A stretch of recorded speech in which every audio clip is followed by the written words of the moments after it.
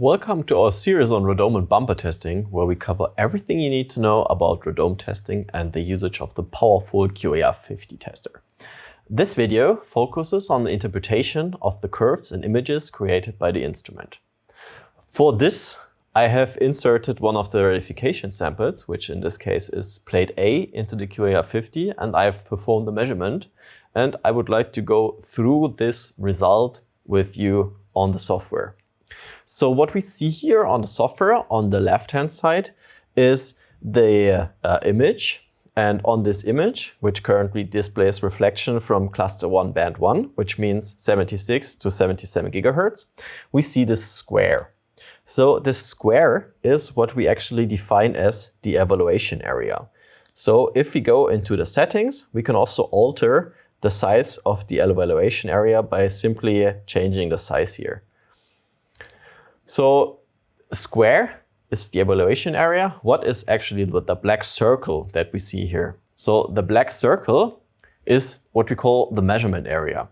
And this circle is created by the software automatically. How?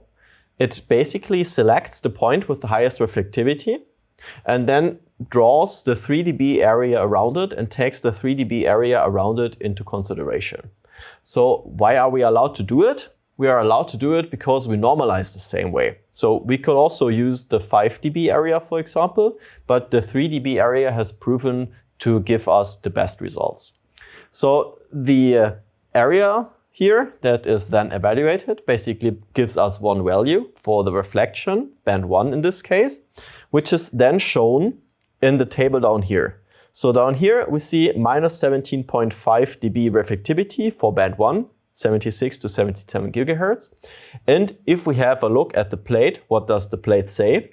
Then we can trace and track the measurement and we can say, okay, this is still within the band that we are expecting the result to be in, and the measurement is still correct, instrument is working correctly. So there's a lot of images on the left-hand side, and I would like to go through them one by one.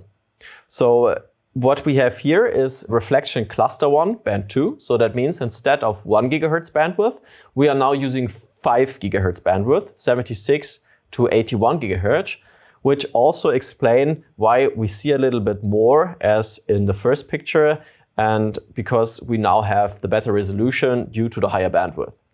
Due to the plate we are using, we are not really seeing much more because the plate is very homogeneous.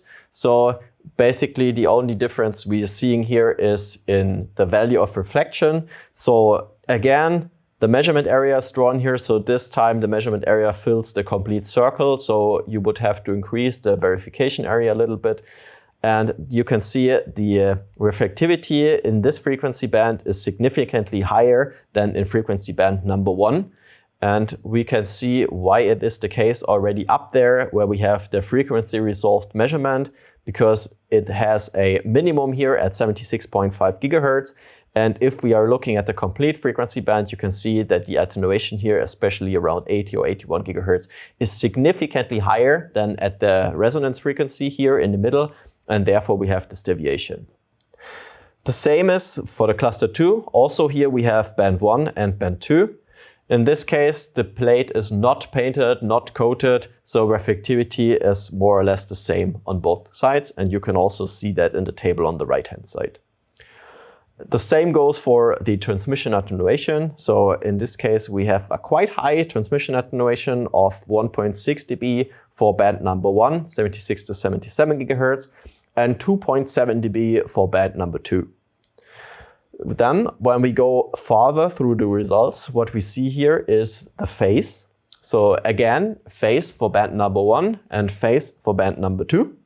Here we also have a slightly higher resolution for band number 2 because again, we are using the higher bandwidth, and the higher bandwidth automatically comes with a higher resolution.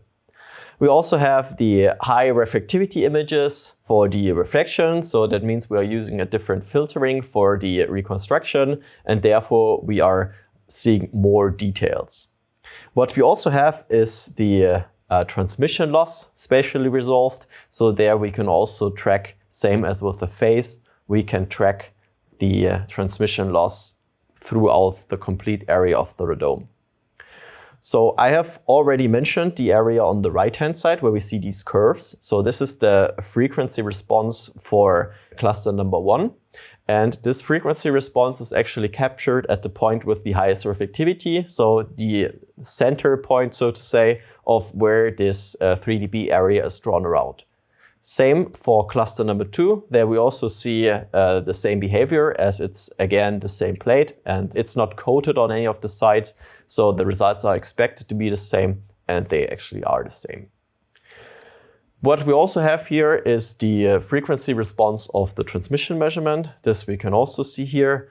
And there you can trace how well the plate is adapted to a specific center frequency, but you can see the minimum of the reflectivity here is much steeper, and therefore this kind of tracking works best with the reflection measurement. So those are the measurements that you can do with the software. And in a later video, I will explain you which of these measurements actually comes with which of the software options available.